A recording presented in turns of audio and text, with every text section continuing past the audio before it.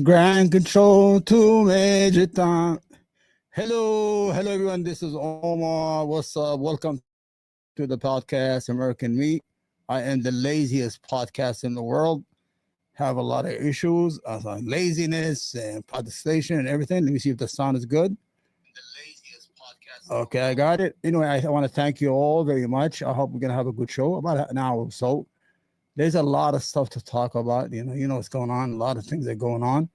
We're gonna go to the news and watch what's going on. Before today's show is about India and Pakistan and how India has lost the opportunity to become an economic power in the Asia and to replace China due to the policies of Prime Minister Modi, who's a racist piece of shit. Sorry to my Indian viewers.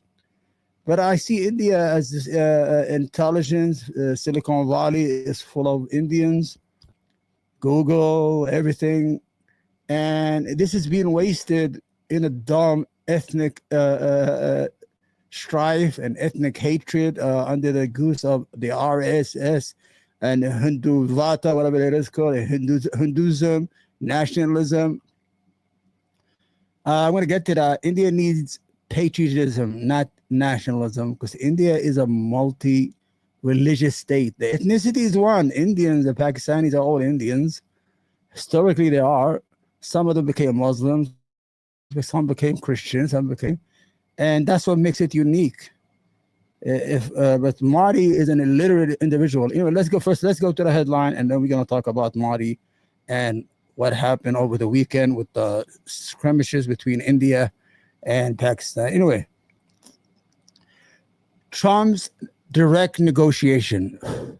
You've seen the Zionists today on Twitter; they're all attacking Qatar as a terrorist supporting state because they gave President Trump $400 million. Donald Trump did over the last week what no American president or American administration has dared to do: is negotiate directly with people in the Middle East. It's always Israel and the Zionist government. Israel has always been the gatekeeper. The United States cannot do anything only through Israel. You understand?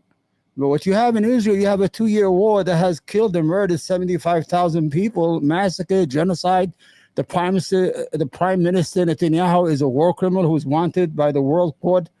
And why do you want to involve the United States in such a stigma, a stain on the history of the United States?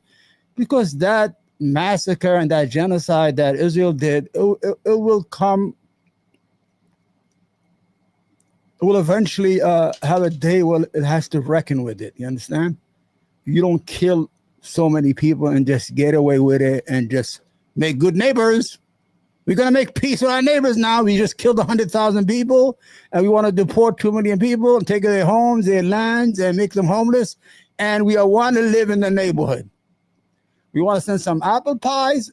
Anyway, anybody who wants to call, the phone number is there, 800-811-949. I'll take your phone calls. Let me fix in case somebody decides to call.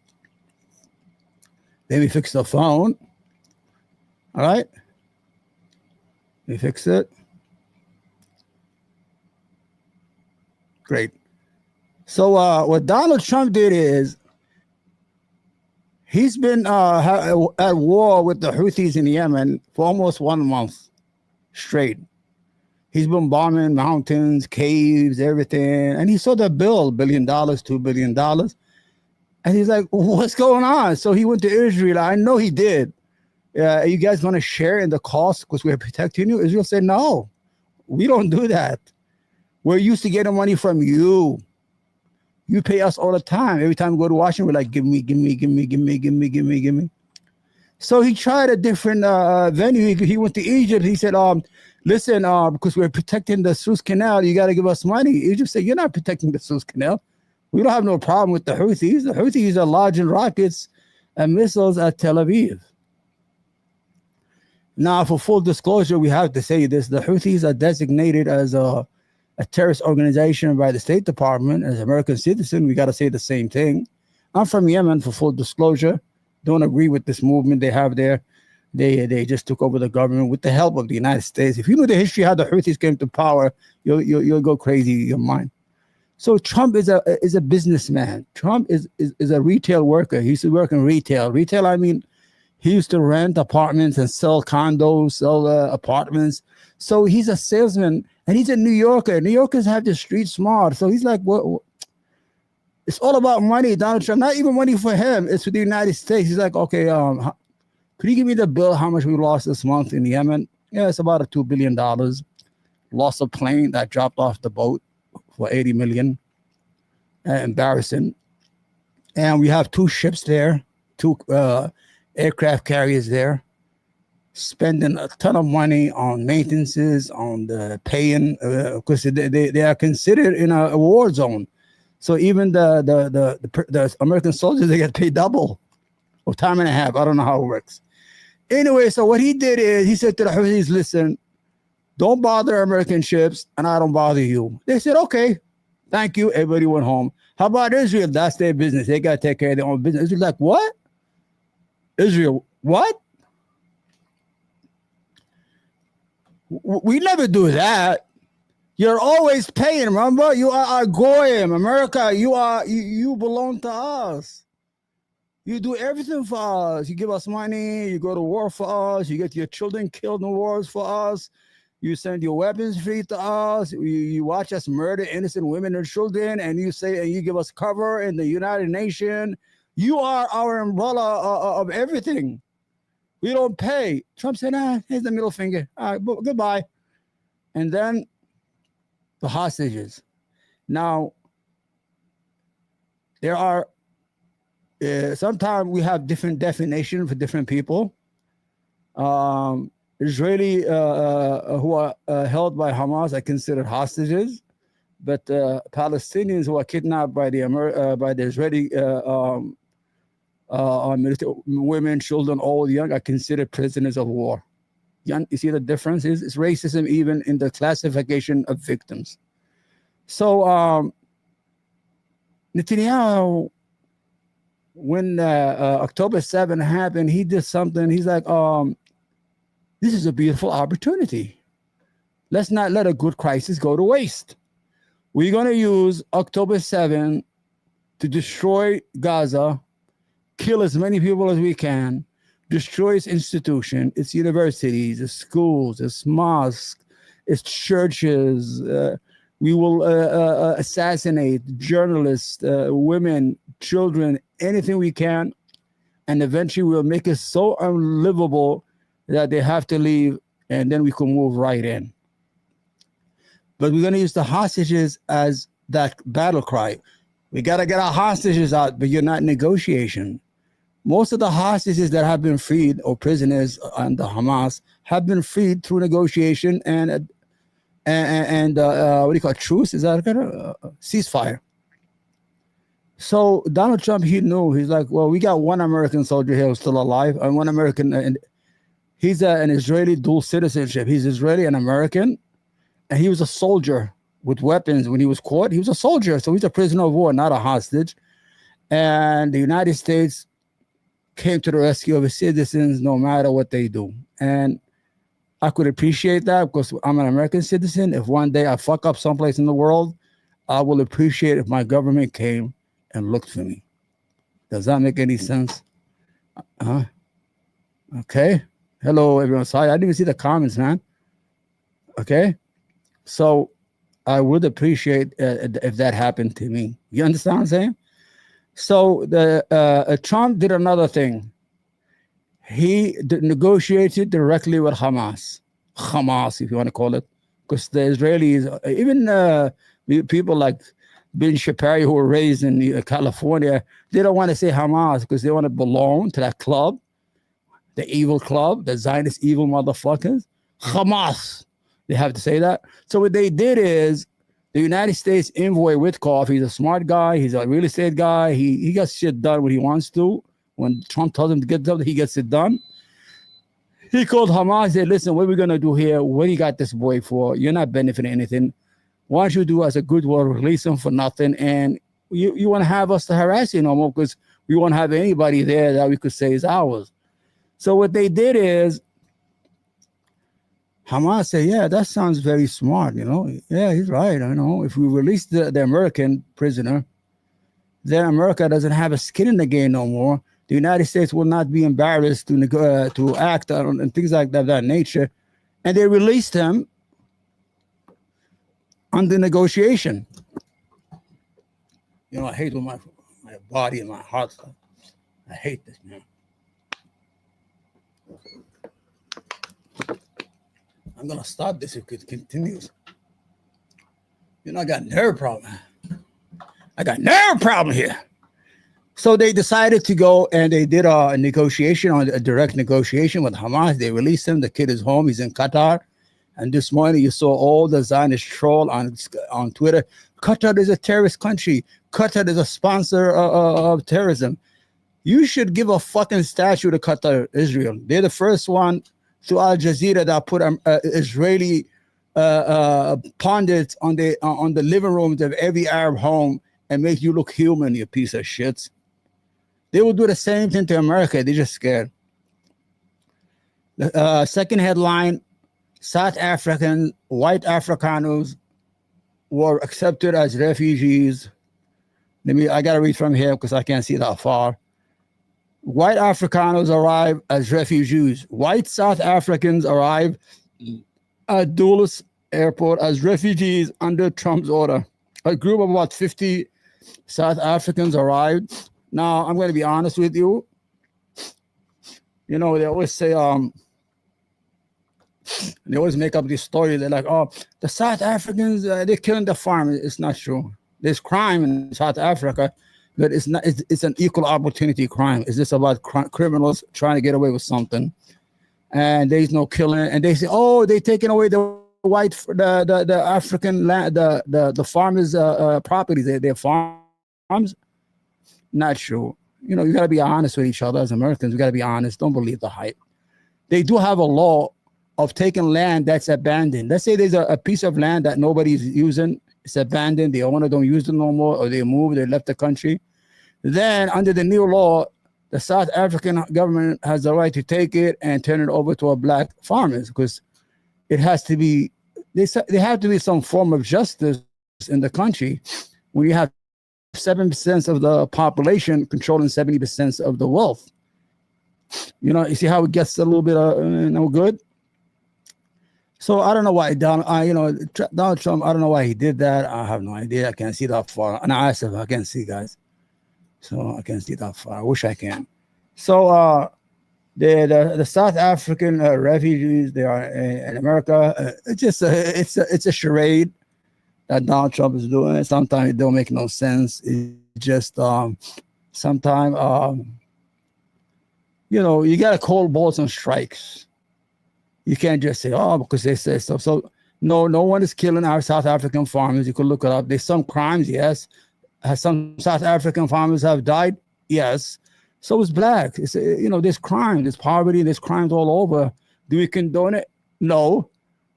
You understand? Do they need extra security? Yes. Does the government have responsibility? Yes.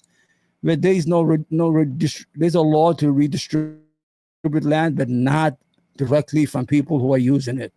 Just abandoned land, like the United States or any country. In Yemen, my country, a native country, if there's a land that's not being used, it used to be a law for a couple of years, 3 or 4, I think it's 4 years. That's it. That means it's abandoned. It's no longer owned, and anybody could claim it. If you have a farmland that's next to it, you go to the court and you say, listen, this land next to me is not being used for a lot of years. Can I take it? They say, yeah, they give you a deed to it, and everybody go home. Okay? All right. Let's see the other headlines here. China's tariff. The United States, you know, in the beginning, when Donald Trump declared war on the world, what do you call it, Liberation Day, when he wanted to tariff the whole world, and what he made the mistake is that if you want to isolate a certain country, you don't declare war on the whole world. You need, allies. You understand? So what he did is he said, everybody, I'm going to charge you tariff. Now, a lot of people think that tariff is that it's not they have this notion that that tariff is paid by other countries. No, it's not. You understand? Tariff is paid by us, by taxpayers. It's like a tax. You understand? It's like a tax. What the hell? I don't want to mess this up. Let me just close it. So, what Donald Trump did is, when he put the tariff on Japan and China and Japan, they own about $2 to $3 trillion of America's debt, like, bonds or treasury notes. So what the Japanese did, they had no shame. Oh, you want to play this game? Okay, we're gonna sell out your debt. They started selling their treasury during the night. By morning, the American dollar was going to collapse. So what they did is they said, okay, stop. We're going to have the conversation. They stopped selling them. The prime minister, I think, of Japan, the economic minister of Japan came to Washington. But about China. So sometimes, the president's negotiation tactics sometimes might sound strange. I don't know, but this is what I'm thinking is. He's probably going to come up with the craziest number he can just to get the real number he wants. He said, I need 145%. Then he's going to settle for 20 or 30. Because if he started with 30, he was only going to get 10. That's what he's doing. But everybody needs to know that they came to an agreement to freeze it for 90 days, which is good. Because a lot of merchandise will not come in. The United States ports were empty, 35 to 40%, no ships coming. And that costs a lot of jobs here in the United States. Because remember, if American companies buy 1 billion, budget deficit is not necessarily budget deficits. Because when you buy from China $1 billion worth of merchandise, you're going to sell it here for 1.7 billion. So you're making money off that merchandise. You understand? So you are creating jobs. There's taxes out of that money. There's payroll taxes. There's real estate taxes. There's everything taxes. So really, it does not work. So the last thing is Donald Trump declared that on pharma, big pharma, that he's going to lower the medication by 35 to 80%. I wish he will do that. We were all surprised that a Republican president will do that, but let's hope he does it. Because the United States, we pay a lot of money for medications, for medicine. I mean, if some medication here will cost like $80 to $200. In Canada, it's like $5. Same medication. Or in Europe, it's like $7. And you're like, what? Okay, this medication is made, it's the same formula, same name, sometimes under different names if it's in a different country because of, promotion like issues. But it's the same medication. You're like, why is it $200-$300 in the United States, but only $20 or $10 in Europe? So let's hope that he succeeds in that. We support him for that. I think that's a good thing to go. I think that Donald Trump is trying to put his fingerprint of his legacy. He wants to leave some good policies for the United States. For example, Nixon did a lot of good things, but he got in trouble with what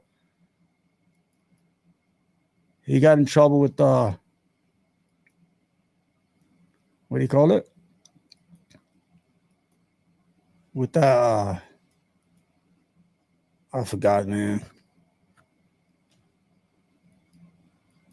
Well, he got caught, spying on the Democratic Party. I don't know, it's called Watergate. That's what it's called. So he did good. He was good. So Donald Trump, he wants to raise taxes on the rich. I never heard a Republican president say that in my whole life. And he said the word redistribution of the wealth. I don't know how to say that word. Redistribution of the wealth. Anyway, if he can't do it, good luck. Okay, now to the main show. Let's get it. I'm going to have two things. Okay, India and Pakistan went head to head about a couple of days ago. There was a terrorist attack on Indian citizens in Kashmir. We don't know who did it. And it's probably anti-occupation because Kashmir consider themselves occupied by India. because Kashmir is a Muslim region majority. And when India, the root of all problems in the world, left in 1947, they left it as an independent region, believe it or not. But as soon as they left, Pakistan grabbed some and India grabbed the other side. Now it's like it's a lot of contention. Kashmir is not part of India, but is under Indian control. And the other side is not part of Pakistan, but it's under Pakistan's military control. So just to make the long story short is that somebody came and killed 27 people, a group of terrorists. I don't know who. I mean, you could guess. India accused Pakistan right away. Pakistan said, okay, we have no involvement in this. They said, no, you did it. They said, listen, why don't you get an independent, an international body to come investigate and see who's, if we're responsible, then they will find out. India has this policy. It does not want to internalize the Kashmir region. Like Israel, they have the same view as Israel. When the world government wants to go investigate in the West Bank or Gaza, Israel doesn't let them because it doesn't want to internationalize the situation. So Modi, who has like I said, so Modi was this. He had this idea that well, we're going to attack Pakistan. We're going to have to teach them a lesson. Pakistan. The same happened in 2019. And they had a bad income for India. India was defeated in the air. Not a war, but, a dogfight with the air forces. A plane was shot down. A pilot was taken and given back to India. And Modi was embarrassed because Modi is not a brave guy when it comes to international issue of war. He's just brave to incite against poor Indian Muslims or Indian Christians. That's all he does. So what happened was India attacked and they said it hit some bases, whatever. But Pakistan has a better air force, better trained. And it turned out they have better weapons. The Chinese weapon came out better than Western, the Rafales and the French weapons. And a Pakistani general said the Rafale are good planes, but the Indians lack training. So what they did is they downed about 5 to 6 jets, embarrassed India. Then Modi calls Trump in the middle of the night. He tells him, listen, we need a ceasefire. Because remember, during the day, the United States said, the vice president of the United States said, we don't care. We have no view on what's going on there. It's none of our business. So when Pakistan started hitting all these I know a lot of Indians are watching. They're like, Omar, you're lying. No, your government is lying to you. It was hitting all these bases, these military bases. It was devastating India's military bases, its airplanes, its air force, everything. Modi called, Prime Minister Modi called Donald Trump in the middle of the night. He said, listen, we need you to interfere. We want a ceasefire. Give us a way out. So during the night, I don't know what happened. They said, okay, ceasefire. Pakistan is satisfied with what it has done. It has achieved all it wanted to do. India wanted to get out of the situation. They said, okay, they agreed. Then when morning came, India said, we did not agree to a ceasefire. We don't know what they're talking about. Well, Pakistan, smart, thanked the American government, thanked Turkey, thanked Saudi Arabia, thanked all the countries that got involved and created a ceasefire. Now, a lot of Indians were like upset, the trolls and the liars on Twitter. Oh, who does the United States think they are? Who does Trump think he is to enforce a ceasefire on us? Nobody can enforce a ceasefire on anybody. If you really did not want to ceasefire, just continue. What is Donald Trump going to say? So that was just excused by the Indian activists and the Indian government. Modi was defeated. Modi is a shameful individual, and he does not deserve to be the prime minister of India. Modi's history is full of blood and murder and killing. He was the governor, I don't know what they call him, of a state called Gujarat in 2003, where a train full of Indians was traveling, and a fire happened inside the train, and it killed 59 people. They blamed it on the Muslim, and they went on a terror squad, and they killed more than 2,000 people. They displaced 150,000 Muslims, and they burned down mosques, shops. And when the train company investigated, they said the fire was accidentally done from inside. The government sacked the report and the committee, and they said, no, the Muslims did it. Marty's history is all full of ghosts. He claims to have a bachelor degree. He cannot validate it. He said he has a master's degree in political science. There is no proof of it. He's probably illiterate. And he is good at creating distrust between the people, between the Pakistani and the Indian citizens, now between the Muslim Indians and the Hindus. And it's a shame. India is on the cusp of becoming a world power, economic power. A lot of companies want to move from China, as China decouples from as America decouples from the United States. They are looking for factories, and India is a beautiful place to have factories. But if you have ethnic tensions and the idea of maybe there's going to be a war or internal war, then you're not going to invest your money. Let's look at some of the stuff in the past. Oh, this is it. This is him. He's dividing the whole country. I mean, I don't understand. You're supposed to be inviting people to invest. You have 200 million Muslims who are Indians and are proud Indians. They're not saying we're Pakistanis. I have met a lot of Muslim Indians, and when I talk to them in my university studies, everywhere they say we're Indians. They never have claimed they are Pakistanis or have any relationship with Pakistan. Let's see some of the stuff that he has here. Is this it? कि देश की संपत्ति पर पहला अधिकार मुसलमानों का है। इसका मतलब ये संपत्ति इकट्ठी करके किसको बांटेंगे? जिनके ज्यादा बच्चे हैं उनको बांटेंगे, घुसपैठियों को बांटेंगे। क्या आपकी मेहनत की कमाई का पैसा घुसपैठियों को दिया जाएगा? आपको मंजूर है ये? These are his speeches. It's all inciting hatred between Indians.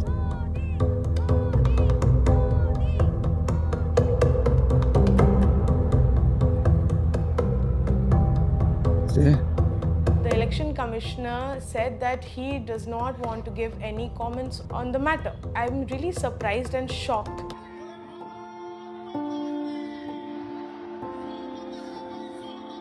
To be revitalized. We will have to devise innovative plans to ensure that minorities, particularly the Muslim minorities, السلام عليكم ورحمة الله. It's all inciting hatred. in the fruits of development. They must have the first claim on our resources. जब हम पूर्व प्रधानमंत्री doctor Manmohan Singh का पूरा बयान सुनते हैं तो हमें समझ आता है कि वो असल में मुसलमानों की सिर्फ बात नहीं कर रहे थे, सभी वंचित तबकों की बात कर रहे थे। और ये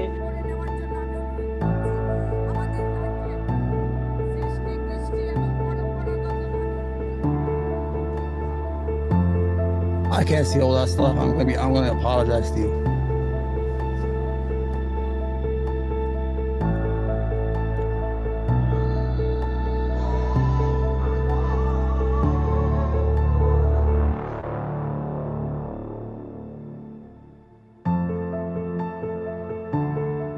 India is a global center for Islamophobia.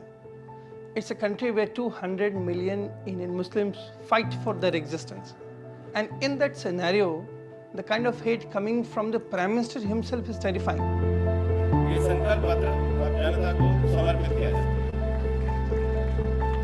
और पहले जब उनकी सरकार थी उन्होंने कहा था कि देश की संपत्ति पर पहला अधिकार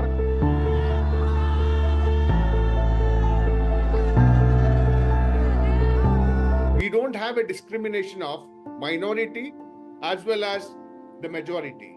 It is everybody is equal. An Indian is an Indian. Yeah.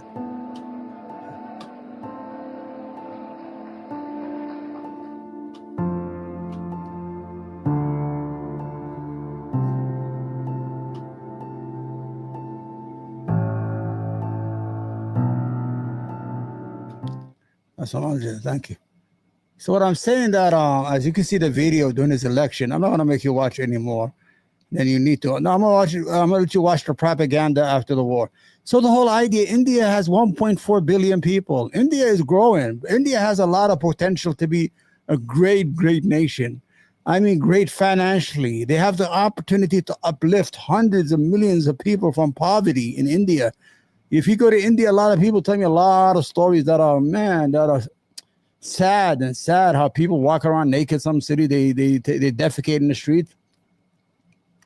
The same thing was happening to China. China in the 90s was these cartoons of farmers and states, disorganized country, backward. And then when the United States made it the most favored nation since the 70s, they built these factories, they built these companies. They uplifted 300 million people out of poverty. That's the same population of the United States. India has that opportunity to do that, but you have to do the right thing. You do not divide your citizen along religious lines. You cannot say ethnic because they're all Indians. They're all Indians, man. It's not like in the United States we have Hispanics, we have Arabs, we have blacks, we have Chinese. Those are ethnicities.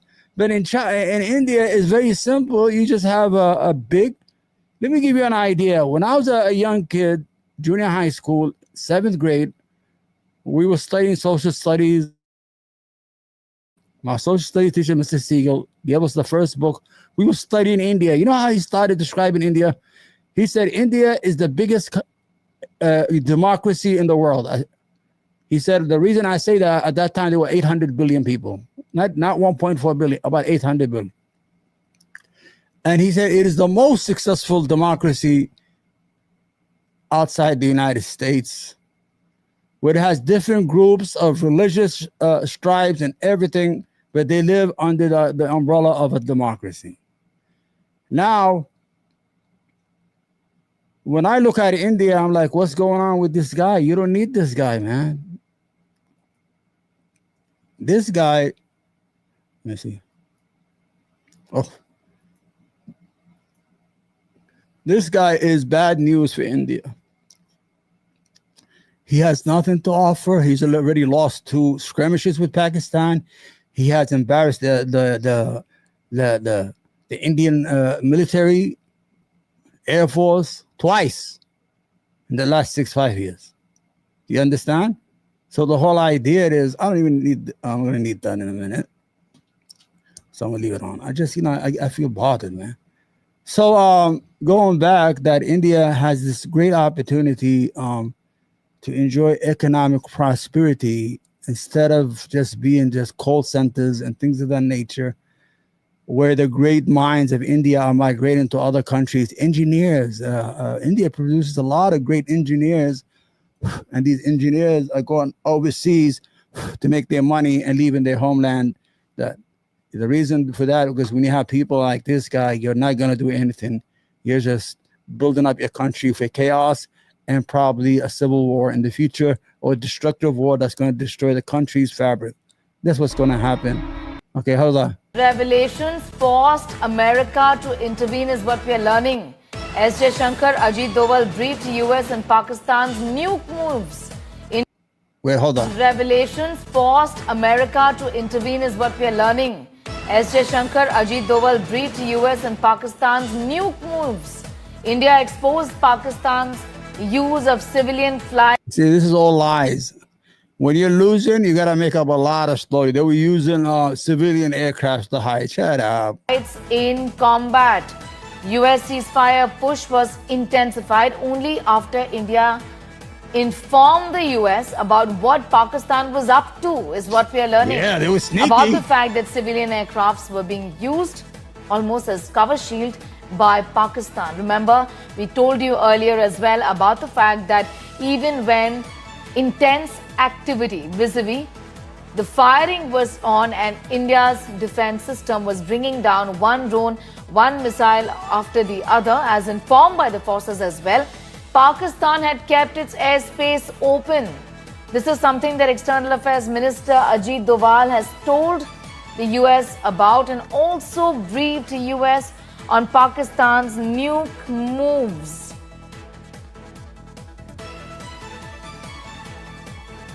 I'm going straight to Piyush for more details on that at this point in time. Piyush, of course, as far as using civilians as cover shield is concerned, we do know that Pakistan had kept its airspace open to civilians. This is when you're losing, you're going to make up a lot of stories. They are lying to the Indian people. This is lying. This is propaganda 101. I'm not being happy about what Pakistan did because India was the one who started it. They should have had an investigation. They should avoid war at last cost because you're not going to win in a war with Pakistan. They have nuclear weapons. You have nuclear weapons. At the end of the day, this is not the 1971 war, this 1974, or the other wars, 4 wars that India was very superior to Pakistan. Those days are over. Indian aircraft, something that was highlighted by the Indian forces. But what else are you picking up as far as India informing America about Pakistan's nuke moves are concerned? What specific input was shared? What more can you tell us? Should get the fuck out of here. This is all propaganda. When a country starts saying, well, you know, they had their airspace open to civilian planes, so we could not do what we wanted to do. Really, take a beater, man. Just shut up. Take the loss and move on. You can call at 1-800-811-9419. You can call from any place in the world, even if you're in India. It's a free call. Call me. If you have any question or you want me to answer any question, this is the number to call. Okay. Anyway, just to put a ribbon on it, I'm not going to show you any more videos, just a waste of your intelligence and your time. India needs to change course. The Indian people need to make a decision. Modi is not the vehicle for a future prosperous India. He has nothing to offer but hate and ethnic tension, religious tensions, riots, massacres. That's all he has to offer. When he goes overseas, he starts hugging everyone he sees. One time I said this a long time, instead of hugging these people, why don't you hug your own people first? You understand? Because it's a terrible thing what you're doing to your country, and you're gonna eventually lose, man. You're gonna lose a great economic opportunity. All right, let's see what we got here. I can't see.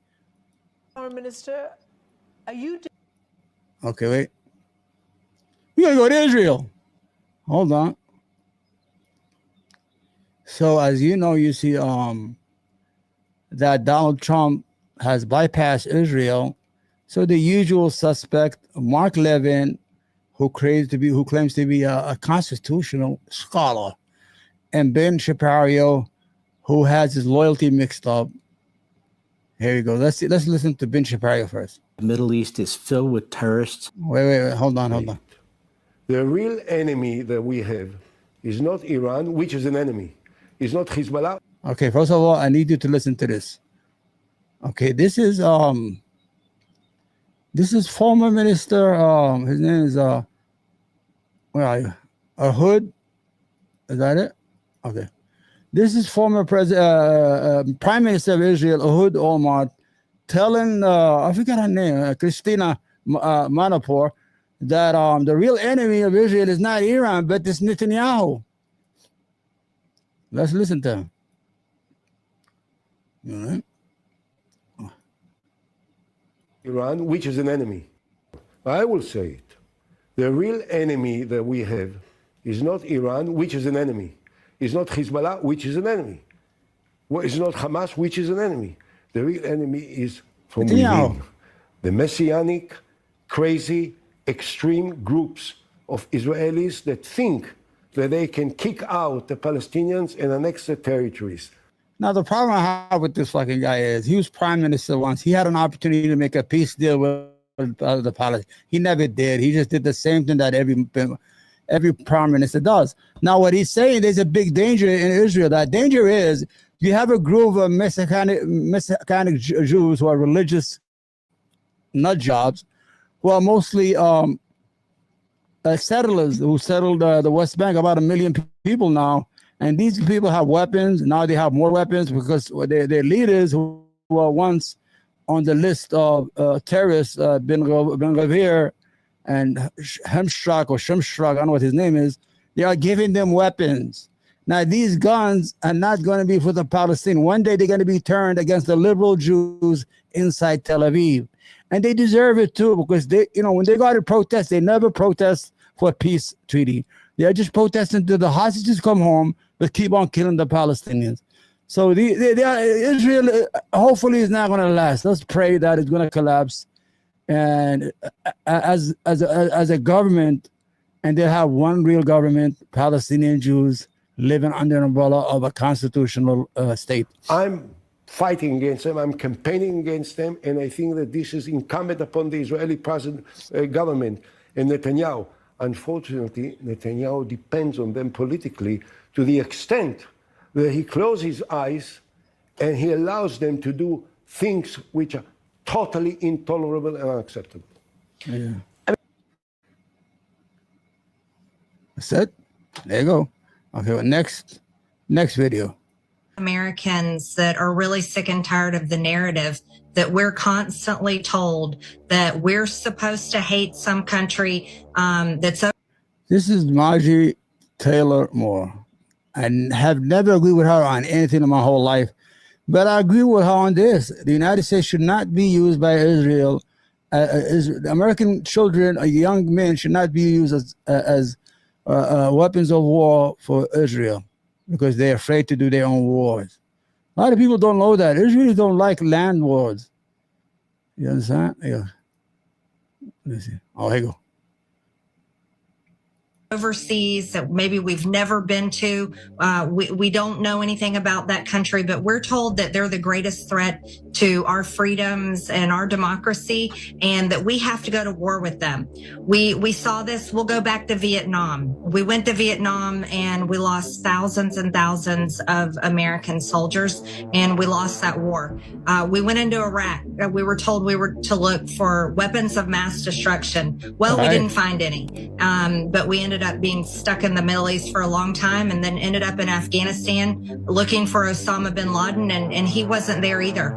And then we were told that the oil in the Middle East would make us rich, and we were told that rare earth minerals in Afghanistan would also make us rich. Zero. Well, that didn't. We're $36 trillion in debt. Yep. And for me, I'll just be really direct. I'm unapologetically for our country, the United States of America, and I want to fix our problems here at home. Exactly. And I believe that's what everyone's hard-earned tax dollars are really supposed to be used for. And, I just don't buy the narrative anymore. We've been told for years and years and years, I'm longer than I can remember, that Iran is on the verge of having a nuclear weapon. Exactly. But we continually ignore the ones that have nuclear weapons, like Israel. India, Pakistan. They're actually, starting a war with each other right now. What about North Korea? They have nuclear weapons. China, Russia, we have nuclear weapons. Many countries have nuclear weapons, but yet the problems that I see and the people that I know deal with problems like drug addiction and overdose. Mental health is a great concern in America today. And we've really got to do something to make everything affordable for every single person that lives in this country. And Exactly. She's absolutely right. Marjorie Taylor Moore is absolutely green. Absolutely 100% is right. We need to take care of America's kids. 6,000 American veterans kill themselves every year. These are veterans who went to Iraq and went to Afghanistan. They kill themselves. 17 to 20 veterans kill themselves every day in the United States. You understand? Let's see what this is. I hope this is it. I will say it. The real enemy. Oh, we did this already. Hold on. Okay, now we're going to go to the... Let me see this. Regimes. Americans do not like Iran. Now, mind you... the Middle East is filled with terrorists and terrorist regimes. They're terrorists. They keep threatening to destroy us. It's not Iran, which is an enemy. Wait, hold on. It's not Hezbollah. Shut up, Hezbollah. Well, it's not Hamas, which is an enemy. Americans that are really... What happened to the thing? From within. The Messianic. They're trying to get nuclear weapons and put... Okay. What happened is, this is Mark Levin, who screams and yells on the radio every day, pretending to be this conservative. Most of these conservatives are there just to use Christians. They use Christians as cannon fodder, Christian money, Christian donation. That's all it is. So remember before, when we used to say Jews, they love they love Israel. They have to love Israel. I mean, it's only a normal thing, right? You're like, yeah, it's normal, right? Why not? You understand? Oh, that's anti-Semitism. You are accusing us of dual citizenship. Well, you showed it right now after the massacre and the genocide that the Israeli military, the Israeli Jewish military is doing in Gaza. All of a sudden, from Seinfeld, the comedians, to Silverman, the comedian, to Amy Schumer, to this guy, all of a sudden now it's Israel. They hate us. They hate America. The whole shtick here is we have to, every time we say something, we say they hate America. And if we say that, then America is going to go to war for us. That's the whole game plan. Listen to him exactly how everything he says, he has to attach America to it. Good. All right, what did I do? Hold on. I got to fix the sound, and don't worry, you're going to hear him. This is Mark Levin. Mark Levin. What happened to the sound? Come on, Mark.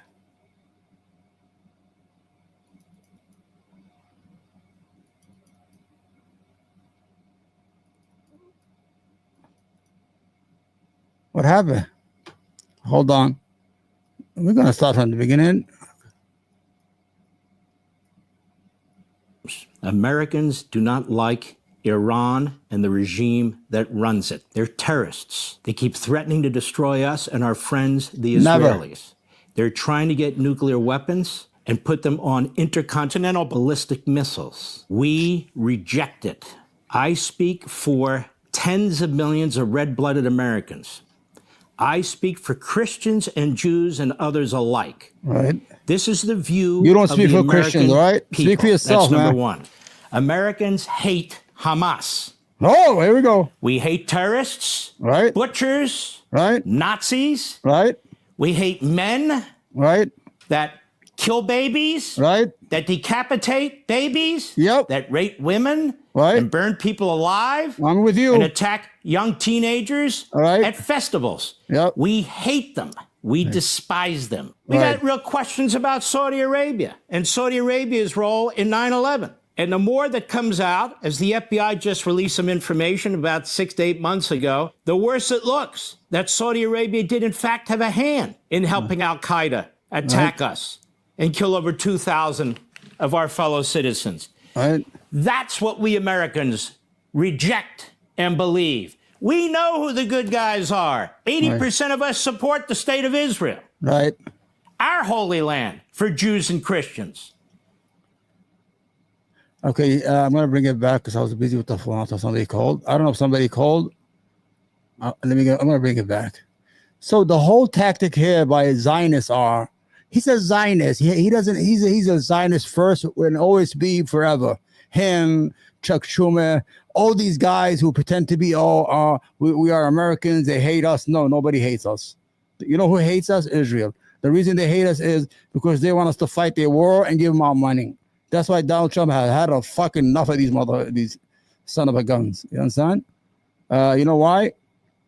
Because every time that what's his name? Netanyahu comes to the White House, give me money. We need money. We need more. We need guns. We need free. Give me. When he goes to Arabia, here, take. We're gonna invest in America. We're gonna give America money. There's a big difference. Now, Mark Levin here, who turned out to be a piece of shit Zionist, which I always knew, pretending to be this scholarly conservative. Like Iran Let's watch this again. And the regime that runs it. They're terrorists. They keep... Remember, the magic word is to link Christians and Jews as on one side and the whole region on the other side. Even the other region doesn't have anything to do with the United States or hate the United States. Go ahead. Threatening to destroy us and our friends, the Israelis. They're trying to get nuclear weapons and put them on intercontinental ballistic missiles. We reject it. I speak for tens of millions of red-blooded Americans. No, you don't. I speak for Christians and Jews and... No, you don't speak for Christians and you don't speak for white Christians. You speak for Jewish Zionist Americans or liberal Zionists. That's who you speak for, or conservative Zionists. You have no right to speak in the name of 200 million Christians in the United States who don't want no war, who don't want their children to go to war, and who don't want to lose their kids like they lost them in Iraq because you send them to war. Right. Others alike. This is the view of the American people. That's Okay. number one. All right. Americans hate Hamas. Okay. We hate terrorists, Okay. butchers, Right. not Butchers. They just butchered 75,000 civilians. Go ahead. Nazis. We hate men that kill babies. Exactly. 15,000 children between the age of 5 and 7 years old have been killed by Netanyahu. Go ahead, Mark. That decapitate babies. No proof of what is it called? I don't know how to say that word. Cutting babies' heads. But we have pictures of Palestinian children being they had dedicated with bombs That rape women and burn. You rape men and women. There is no proof that women were raped on October 7th. They just use that. And they always use the word. Remember oven? There was kids in the ovens and they chased the girl up to the attic, to try to do the Anne Frank shit on you. And everything has to do with these flash words of the Holocaust, and they try to use it on October 7th, and it all blew in their face. They turn out to be liars. Biden turned out to be a liar. Netanyahu is the biggest People liar. alive and attack young teenagers at festivals. Exactly. We hate them. We despise them. We got real questions about Saudi Arabia and Saudi Arabia's role in 9/11. No, everybody's bad because Trump is visiting them. Everybody's no good. America, Christian, white Christians, you must stay and obey us and Israel. And we are your lords forever. We're going to scare you with all these tactics to keep you in check. And the more that comes out, as the FBI just released some information about 6 to 8 months ago, the worse. Yeah. About the people celebrating on top of the vans in New Jerseys. All the art students who are selling arts in all these government buildings pre-2001. It looks that Saudi Arabia did in fact have a hand in helping Al-Qaeda attack us and kill over 2,000 of our fellow citizens. That's what we Americans reject and believe. The Zionists, Americans know. Okay, I don't have any loyalty to Saudi Arabia. I don't like the monarchies at all because I know that the monarchies create absolute power, and absolute power corrupts. But I can vouch for Saudi Arabia. They were not involved in 9/11. They have nothing to benefit out of it. They're friends with America. They sell America oil. They depend on America's protection, military to protect them against other countries in the region. Why would you do that to your friend? Does that make sense to you? But what we needed was what the results. The destruction of Iraq, WMD lie by Netanyahu and all the neocon Jews like Bill Kristol, Paul Wolfowitz, Pearl. These are all neocon Jews, 21 of them in the State Department that took us to war in 2 countries. Who benefited out of 9/11? India, who benefited? Whoever benefited is the one who did it. We know who the good guys are. Yes. 80% of us support the state of Israel. It's a lie. There is no 80%. Maybe a couple of old geezers in Florida retirement homes, but the American people have awakened. We are America first. We are not pro anybody. We are pro America. We're pro America, pro Americans. Israel, our holy land for Jews and Christians. And most of us despise the terrorist and the terrorist regimes, all of which are one form of dictatorship or another. So that's the foundation. Let's begin there. If only Israel would accept the Palestinian state as a condition of Saudi Arabia joining the Abraham Accords, if that's a condition, then who cares if they join the Abraham Accords? Accept a ceasefire with Qatar-funded Hamas, so Hamas, you see, can rebuild and strike Israel. With terrorists and terrorist regimes. Americans do not like Iran and the regime that runs it. They're terrorists. At festivals, the worse it looks that Saudi Arabia did in fact have a hand in helping Al-Qaeda attack us and kill over 2,000. And most of us despise the terrorist and the terrorist regimes, all of which are one form of dictatorship or another. So that's the foundation. Let's begin there. If only Israel would accept the Palestinian state as a condition of Saudi Arabia joining the Abraham Accords, if that's a condition, then who cares if they join the Abraham? So why are you yelling and screaming and calling them your enemies?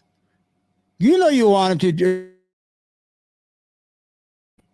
Abraham Accords. Except a ceasefire with Qatar-funded Hamas. So Hamas, so the whole gig can now rebuild. is Qatar was sponsoring Hamas. Let me tell you something. Whoever's listening out there, you want to call 800-811-9414. You could call anytime. And if we're not live, you could call and leave a message, and then I'll read your message, or I'll play it next time when I have a live show. So the whole gig now is, the talking point today is that Qatar is sponsoring terrorism, is sponsor Hamas. Now you have to know the history of what's going on. The United States asked Qatar to let the Taliban and Hamas open offices in Qatar, because even if you have an enemy, you need a place to communicate with that enemy when negotiations come, either to negotiate their surrender or the ceasefire or anything. That's why we got this American prisoner home, because we negotiated through Qatar. Now, Qatar did give money to Hamas, but guess what? Who was asking for that money? Prime Minister Netanyahu kept on asking them, give them money, give them money. And every time they stop, he will send his goons to Qatar to beg Qatar to give Hamas money. The whole idea, you're going to say, why would Netanyahu want to give money to Hamas? Netanyahu wanted a strong Hamas as a counterbalance to the PA, the Palestinian Authority in the West Bank, that is supposed to be the de facto government of a future Palestine. So he went under the plan of was a divide and conquer. So every time, a matter of fact, 2 weeks before October 7th, they went and asked for money. You know who went there? The head of the Mossad and the head of the Shabakat, whatever, because Qatar had stopped, and they're like, listen, we have a message here from, we need you to give the money. Qatar said, you sure you want me to give the money? You could see it on MSNBC on Morning Joe. They said, yeah, we're sure. They will give the money to the Israeli intelligence services. It will go to Tel Aviv, to Netanyahu, and Netanyahu's secret services, whatever it is called, will give it to Hamas. So this is all fucking bullshit. And these people have been looking like liars. That's why all this hatred and public opinion is against them. And strike Israel again. That's not going to happen. Yeah. Whether Qatar likes it or not. Except the deal with Iran that does not fully dismantle their nuclear program. That better damn well not happen either.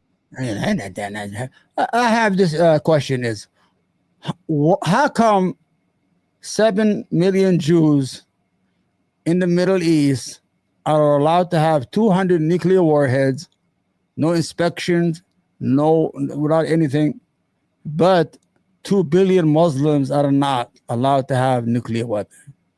Israel is using nuclear weapons as to hold the regions hostage. You understand? This is what the problem is. The best way to do it is get rid of all nuclear weapons in the Middle East. The Israeli wants to get rid of them. They don't need them for what? If they have the superior military anyway. The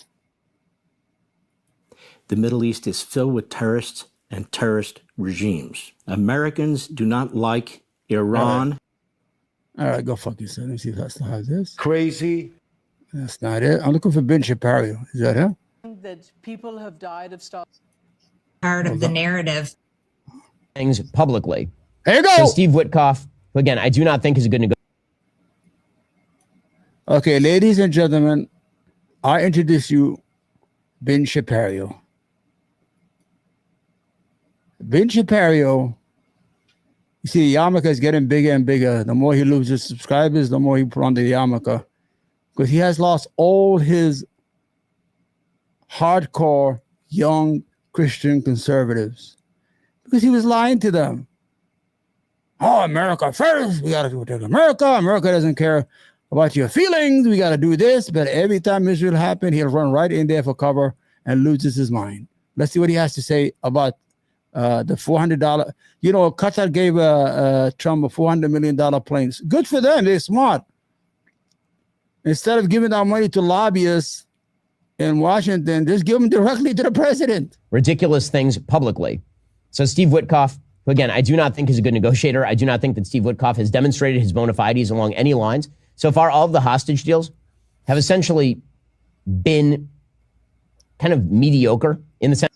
Mediocre. You're a liar. His home, the American hostages' home. The only hostages that have been killed and murdered are by Netanyahu. Israel has killed more hostages than Hamas. You know how hard it is to keep those hostages alive as they bomb discriminately every night all over the Gaza, a 5 mile by 25 mile area?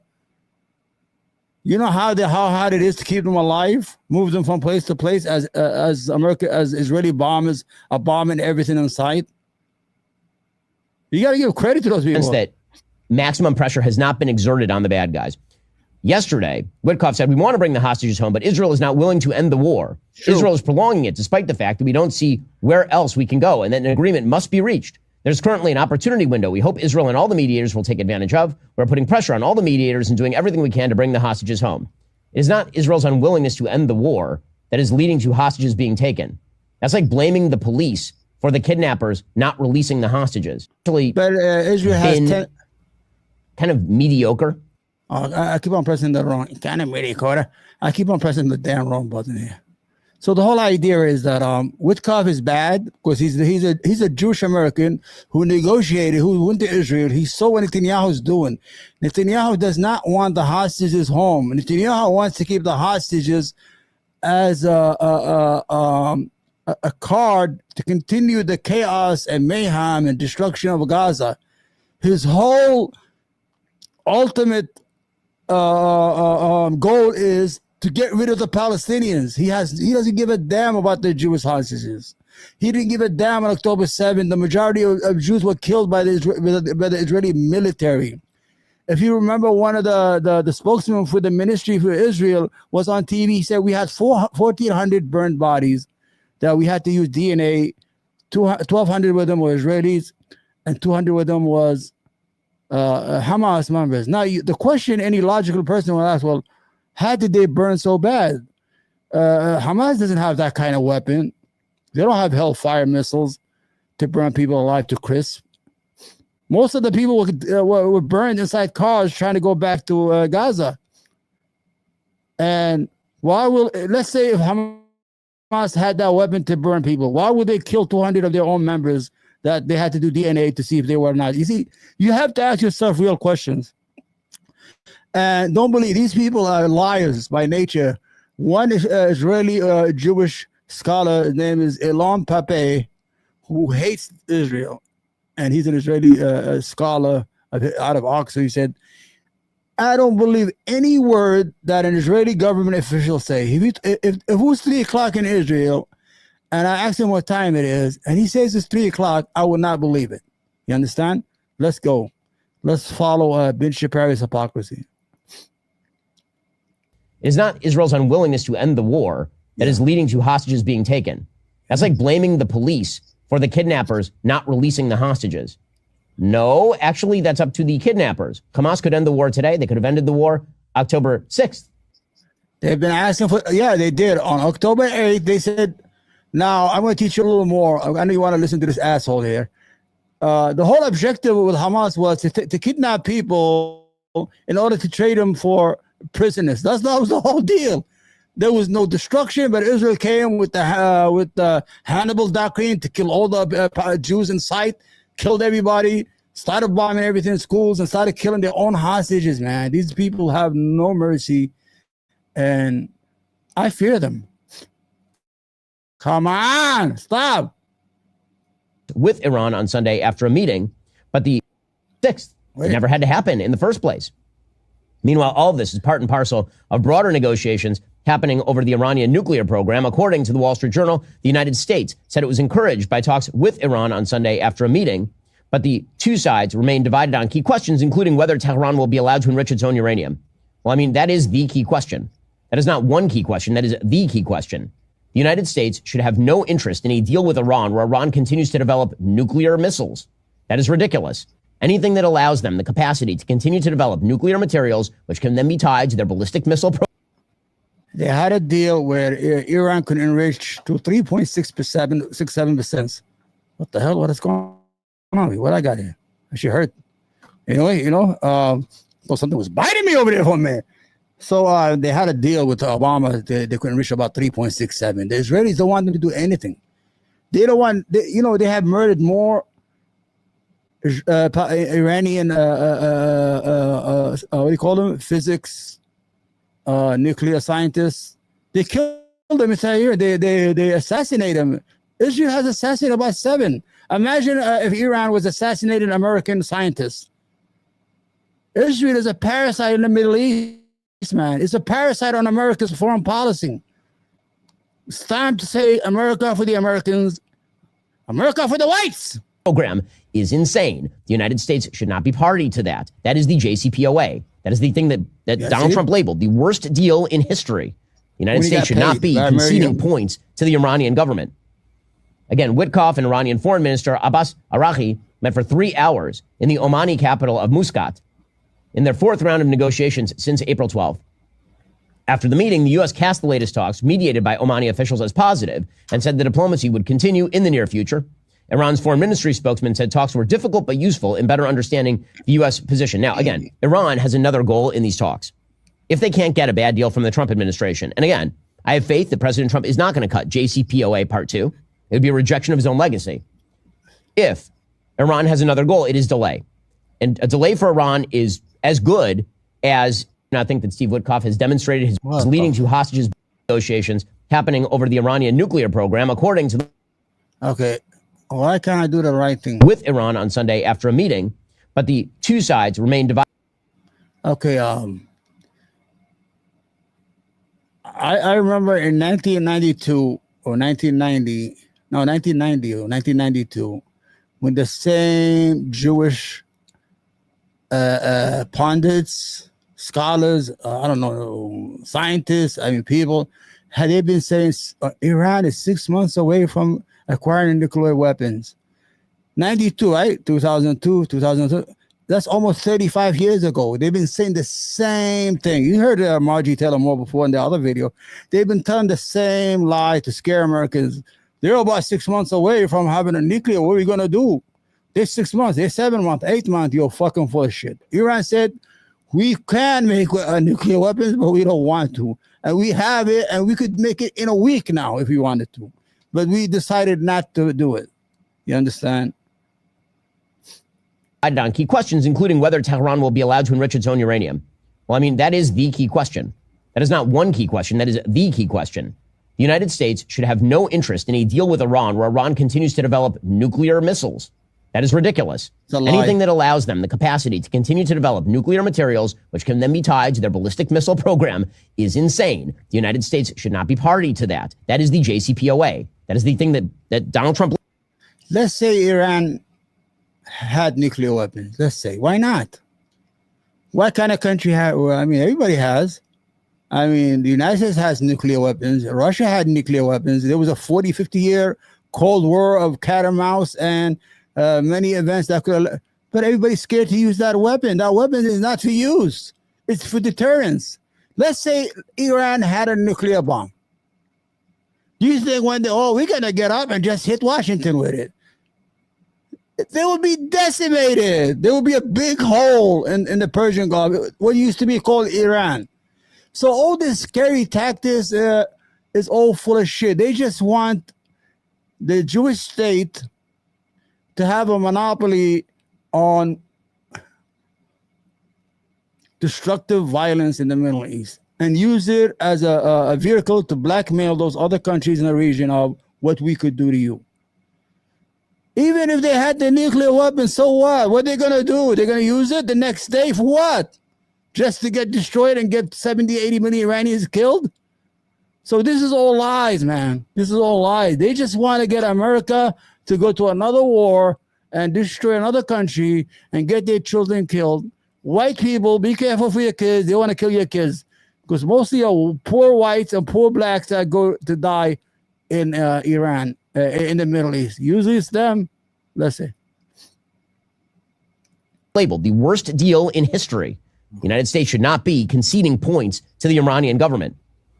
Again, Witkoff and Iranian Foreign Minister Abbas Araghchi met for 3 hours in the Omani capital of Muscat. Keep on going back, sorry. In their fourth round of negotiations since April 12th. After the meeting, the U.S. cast the latest talks, mediated by Omani officials, as positive and said the diplomacy would continue in the near future. Iran's foreign ministry spokesman said talks were difficult but useful in better understanding the U.S. position. Now, again, Iran has another goal in these talks. If they can't get a bad deal from the Trump administration, and again, I have faith that President Trump is not going to cut JCPOA Part 2. It would be a rejection of his own legacy. If Iran has another goal, it is delay. And a delay for Iran is as good as a deal. In October, the JCPOA period ends. At that point, they can simply rush to a bomb. Now, they could just rush to a bomb right now as well. They could simply violate whatever is left of the JCPOA, and they could rush to a bomb. Herein lies the problem. Right now, there's a window of... So that treaty worked, the JCP. It worked. If they have to wait until October to start making a bomb, that means they are still under that contract. So the treaty worked. They had video cameras, the International Atomic Energy, the United Nations used to come there and inspect. Well, I want Israel to let one inspector from the Atomic International Energy, whatever it's called. They won't let them inside Israel. But the Iranians are supposed to open their doors every day, have cameras. Why? That's in a fair world. But here it's not. It has nothing to do with America. America is safe. America is safe. All the Iranians want to do is sell oil and make money and improve the livelihoods of their people. Since 1979, they did make a mistake when they took those students hostages, but after all that shit should be forgiven by now. Nobody died. You understand? What do countries want? Countries don't want wars. You think Iran wants wars? Iran wants to live. They want to get rid of the embargoes and the sanctions that's killing the economy. Opportunity for anyone who wishes to end the Iranian nuclear program. That window of opportunity exists because Israel eviscerated a few months back Iran's entire air defense program. So the skies over Iran are totally clear right now. Yeah. Not only that, but Iran still has not developed retaliatory capacity that would deter action by, say, Israel. If Iran is capable of standing the Israelis down by negotiating with the United States for prolonged periods of time, that is their win. Simply the negotiations being dragged out over a lengthy period of time. All right, tell Israel to let their balls hang and let them go and attack Iran on their own. That's it. All right, go. Go. Let me see how you do on your own. You destroyed Iraqi's nuclear program in the 1981. Just do the same thing. You know why? Because Iran has missiles, has ballistic missiles. They will fucking rain on Tel Aviv for fucking 6 months of just missiles day and night. They know that. Is something the Iranians are going for pretty clearly. The two sides are still very far apart on the question of whether Iran gets to retain its nuclear enrichment program. Witkoff has sent mixed messages himself because, again, he has no expertise in any of these issues. Yeah. He set out what he called clear U.S. red lines, that Iran can't have an enrichment program under a deal, nor should it have any centrifuges, which enrich uranium. And then Iran came back and said they would never accept any such terms. Yeah, they shouldn't. Why? President Masoud Pezeshkian, who, again, is a stand-in for the mullahs, said Iran has never sought and will never... Freely elected. They have mullahs, but they're elected. Matter of fact, but I'm not, I don't like Iran, really. I don't like the theology, all that bullshit. But they had 6, 7, or 8 elections since 1979. There have been liberal presidents, conservative president, hard president. That's the only country in the Middle East that has real democracy, because even Israel has no democracy. The prime minister of Israel, Netanyahu, has been there since 1996. Almost 30 years. I mean, if you were 30 years old when he took power, you're in your 60s. Probably half the population of Israel, all they know is Netanyahu as their prime minister. What kind of democracy is that? seek nuclear weapons, but it will not back down from its peaceful nuclear rights. After Sunday's talk, Araki said Iran was open to adjusting the amount of enrichment it does and the purity of the material being produced for a limited period as a confidence-building measure. But he said there is no room for discussion about Iran's continued domestic enrichment. So what exactly is Iran giving away that makes Steve Witkoff and company optimistic in any way? Again, this is just so Iran can delay. And if President Trump doesn't want to bomb Iran, which again he has set out. You see, President Trump doesn't want to bomb Iran. Why don't you bomb Iran? Let your Jewish state do it. Oh, but you want those white kids to go and die again for you, right? Like they did in Iraq, right? Not having them fucking crazy and homeless in the street of America, right? Because they went to a war of lies. Because Netanyahu said, there's weapons of mass destruction, right? Those poor whites and those poor blacks from the South, they go there to die because Israel needs to live. A sort of binary. Why don't you go? There's a third option here, by the way, which is that the United States maintains maximum pressure on Iran, and then Israel goes and attacks the Iranian nuclear facilities. Right. I think that is actually the most likely outcome here if I'm just gaming out the possibilities for the next several months. Right. With all of that said, all of this ties into broader Middle Eastern negotiations that are happening over everything from the Abraham Accords to the release of hostages to the future of the Gaza Strip to what's happening in Iran. Now, all of this crosses paths, obviously, with President Trump's visit to the Middle East this week. The biggest story in terms of the media coming out this week is a story reported by ABC News, among others, that the Trump administration is now preparing to accept a super luxury Boeing 747-8 jumbo jet from the royal family of Qatar. Deserve it. Gift available for use by President Donald Trump deserves that plane. He deserves it. He deserves it, man. Mind your business, all right? Let him have it. At least he's doing it in plain sight. Trump as new Air Force One until shortly before he leaves office, at which time, according to the deal, the plane doesn't stay with the United States government. It then moves to the Trump Presidential Library Foundation. Remember when Saudi Arabia gave $2 billion to Jared Kushner, the Orthodox boy? He didn't say nothing. Why did you say something, Shapiro? When Jared Kushner took $2 billion to invest for the Saudis, and he's not even a fucking investor. According to ABC News, the gift had been expected to be announced when President Trump was on his visit to Qatar. God bless A senior Trump. White House official said it's not going to happen in Qatar anymore, presumably thanks to social media blowback. President Trump put out a statement on Truth Social about the blowback saying, so the fact that the Defense Department is getting a gift free of charge of a 747 aircraft to replace the 40-year-old Air Force One temporarily in a very public and transparent transaction so bothers the crooked Democrats, they insist we pay top dollar for the plane. Anybody can do that. The Dems are world-class losers. MAGA. So, listen to this. Listen. The arrangement itself is, shall we say, I believe the technical term, the legal term, is skeezy. Skeezy. Sources told ABC News that lawyers for the White House counsel's office and the Department of Justice drafted an analysis for the Defense Department, concluding it's legal for the DOD to accept the aircraft as a gift and then later turn it over to the Trump Library, and that somehow does not violate laws against bribery or the Constitution's prohibition on emoluments. The Constitution literally says the U.S. government cannot accept official gifts from any king, prince, or foreign state. Apparently, Attorney General Pam Bondi and the top White House lawyer, David Warrington, concluded it would be legally permissible for the donation of the aircraft to be conditioned on transferring its ownership to Trump's presidential library before the end of his term. And apparently Pam Bondi, who it should be mentioned at this point was once an actual FARA registered agent acting on behalf of the government of Qatar publicly. So yeah, you never said that before about Bondi. All of a sudden we know. Steve Witkoff, who again, I do not think is a good negotiator. I do not think that Steve Witkoff has demonstrated his bona fides along any lines. So far, all of the hostage deals have essentially been... What did I do? According to ABC News, the gift had been expected to be announced when President Trump was on his visit to Qatar. A senior White House for the DOD to accept the aircraft as a gift and then later turn it over to the Trump Library, and that somehow does not violate laws against bribery or the Constitution's prohibition on emoluments. The Constitution literally says the U.S. government cannot accept official gifts from any king, prince, or foreign state. Why are you jealous? Apparently, Attorney General Pam Bondi and the top White House lawyer, David Warrington, concluded it would be legally permissible for the donation of the aircraft to be conditioned on transferring its ownership to Trump's presidential library before the end of his term. All right.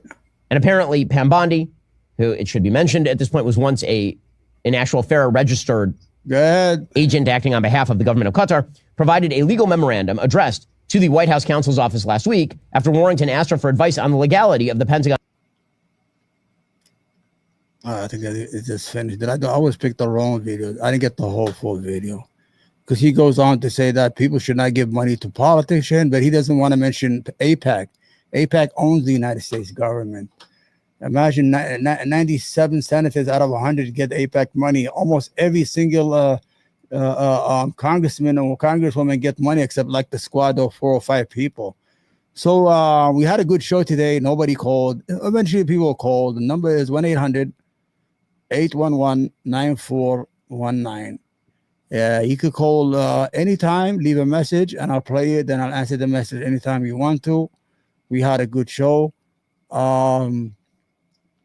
I'm proud of the United States. I'm really happy, and I'm very optimistic that the United States will do its own negotiation, direct negotiation in the Middle East, and do its due diligence instead of dependent on these idiots to be as gatekeepers for them. You understand? Anyway, I love you all. God bless you. God bless the United States of America. We are all proud American. We're all America first. Even me. I have no dual citizenship. I only have one passport. I wasn't born here, but I love it now here. I will fight for this country any day, anytime, any place. It has given me too much not to appreciate. But I agree with its policies, and I don't think American children should go to die for any country, even Israel. No more wars in the Middle East. We don't need to. We could make money out of them. Look how much they give us their money. They're giving away planes. They're happy. They don't want no problem. And every time Netanyahu shows up, he got his hand out, please, we need money. Give us more money. That $4 billion is not enough. Give us money. All right, love you all. Bye. God.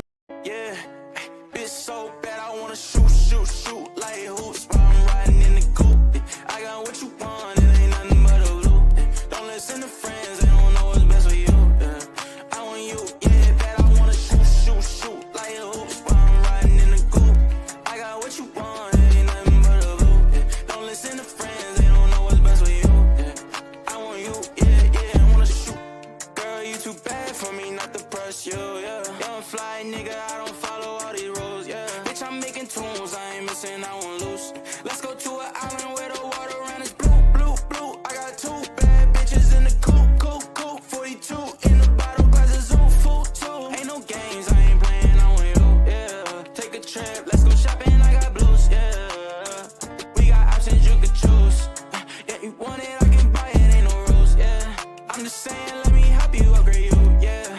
Fuck that nigga, he don't care about you, yeah. Girl, move on. He can't treat you like I do, my money too long. I got homies for your friends and we can group on. We are early, hit our shot like Curry. Bitch, I wanna shoot like hoops while I'm riding in the coupe.